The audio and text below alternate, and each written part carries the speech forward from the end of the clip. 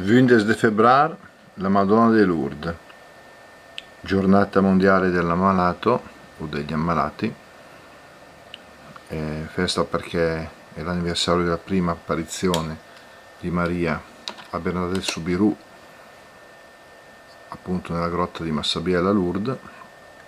In tutto il mondo si è festeggiata questa ricorrenza. Qui siamo nella chiesa di Sant'Ignazio del Cesso ad Ugnano, dove non solo per questa parrocchia ma anche per le altre della comunità pastorale e anche di altre della città è stata celebrata la messa per gli ammalati, dove con la partecipazione delle dame barelliere dell'Unitassi sono stati accompagnati degli ammalati. Questo è il momento della celebrazione,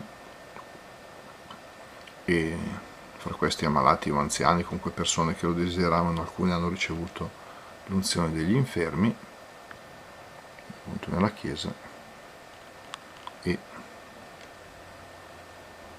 un ringraziamento appunto anche ai volontari dell'Unitassi e di altre associazioni che si danno da fare per gli ammalati. Grazie, ciao ciao.